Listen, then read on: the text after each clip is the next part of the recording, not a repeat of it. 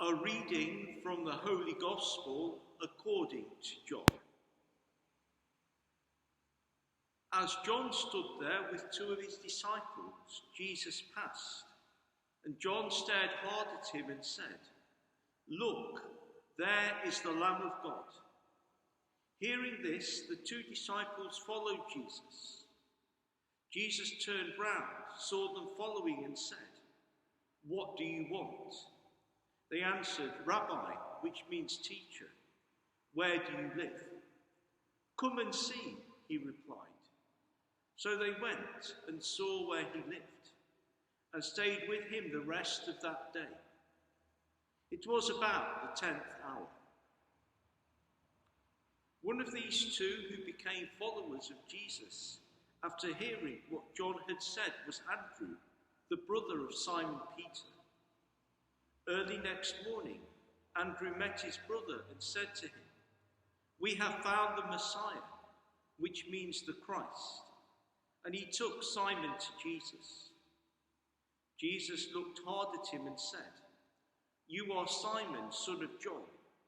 You are to be called Cephas," meaning rock. The Gospel of the Lord.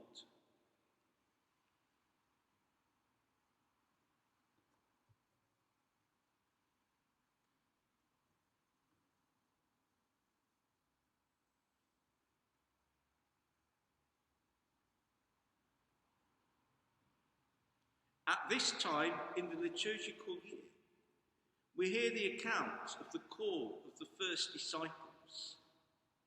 Next week, we'll hear the more familiar story of Jesus calling his first 4 disciples from their fishing boats by the Sea of Galilee. Today, we hear John's account, which is slightly different.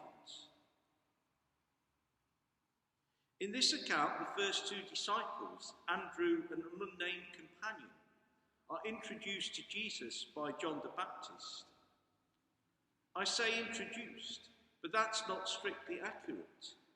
It's rather a case of John the Baptist simply pointing out Jesus to them, and it seems that they leave John and begin to follow Jesus. We don't know how long Andrew and his companion had spent as disciples of John the Baptist. However, it would seem that Andrew at least had left his hometown of Bethsaida and had travelled some distance to be in the company of John. It seems that he was someone who was open to the spiritual dimension of life, asking questions and searching for answers. John the Baptist must have been an attractive personality to draw people like Andrew to himself. And yet as soon as John pointed out Jesus, Andrew stopped following John, with his companion began to follow Jesus. At the heart of this encounter is the invitation of Jesus to come and see. We are told that Andrew and his companion spent the rest of the day with him.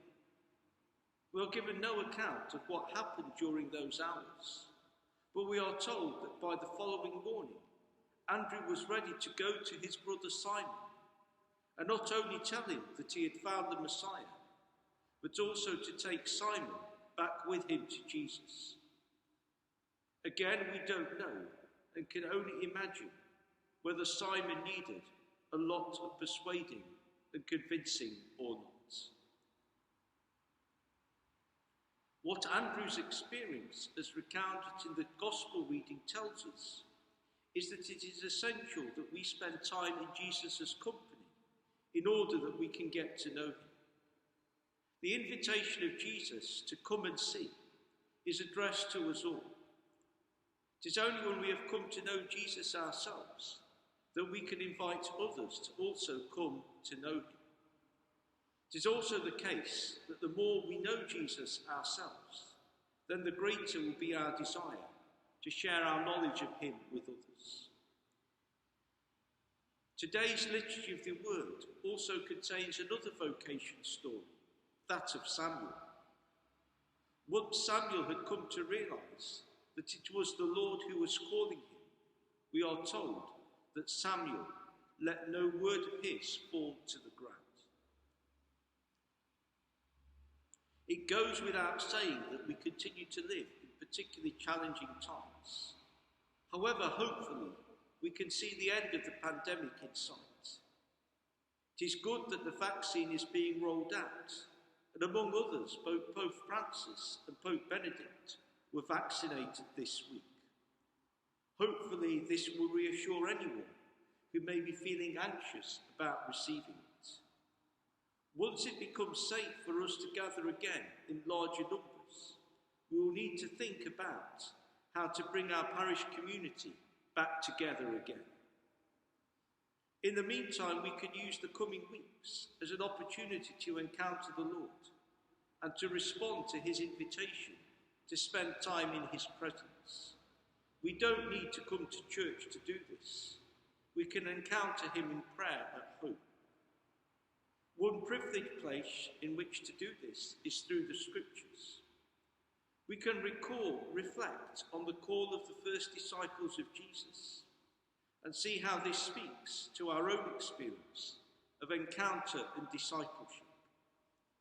Like the young prophet Samuel, we can be confident that the Lord is with us, and we can ensure that no word of his falls to the ground.